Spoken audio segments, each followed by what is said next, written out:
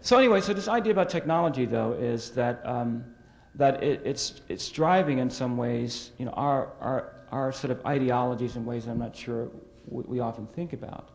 So there's a way in which we're rapidly, you know, in the midst of this major conversion where we're becoming this very product, result-oriented society, to the point where we are very much comfortable placing product over process. And I think that gets me to what I really want to talk about today, which is that which I think is impeding us, at least for me, from being, you know, the therapist that I wish to be. Because I think in the world that we live in, that there's such a massive orientation toward punishment in this very product-oriented society that we're being massively recruited in ways that I'm not sure we often think about. And what we're being recruited for is to be the gateway, the gatekeepers of a society that is increasingly becoming oriented toward punishment and disconnection. We're now being recruited to be the gatekeepers, the stewards of a society that's massively oriented toward punishment and disconnection. And so what happens is, I believe that what's pervasive out in the world in which we live, which has infiltrated this very room in which we exist, is this jailer mentality, so that I believe that we have, you know, somewhat of a false choice available to us now, that either to become, to seduce to the pressures and the recruitment of becoming a jailer, or to resist those temptations and make every effort to become a healer. And I want to talk a little bit about what the distinctions are, that this jailer mentality is one where the main duty of the jailer is to maintain, it's to control, it is to perpetuate the status quo. That the jailer demands respect above all and at any potential cost.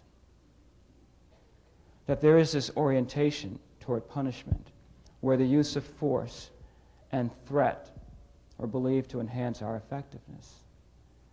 That this jailer mentality which pervades our existence often comes equipped with a communication style that is often very detached, disengaged, blaming, and filled with lots of you messages. That the jailer and this mentality will always lean toward the punctuation of a power differential. That there's a conscious effort to sort of concretize who's in charge. That is the way and behavior of a jailer. And that the jailer defines these limits for oneself and for others in ways that are usually non-negotiable. That the focus tends to be on other. And one of the major refrains of a jailer is, I'm trying to do my job. I'm playing by the rules. Just trying to get the job done.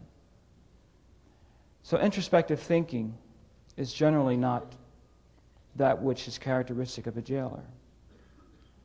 In fact, this is what makes it difficult for jailers to come to terms with their dominant emotion, which is usually fear or some competency-based types of concerns.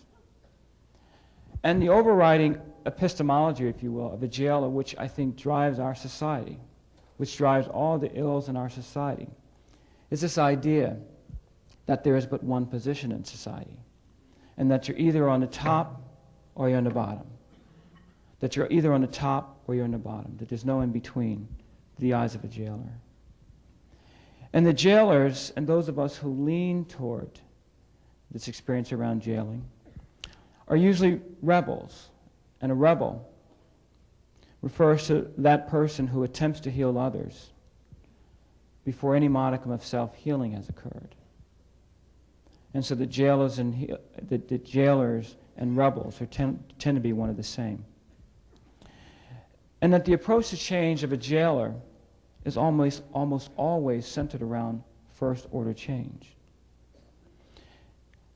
And here's the critical part, that as we get recruited to become the gatekeepers for the society that's becoming increasingly oriented toward punishment and disconnection, that we're also being massively seduced into being much more concerned about sanctions than we are to be about suffering.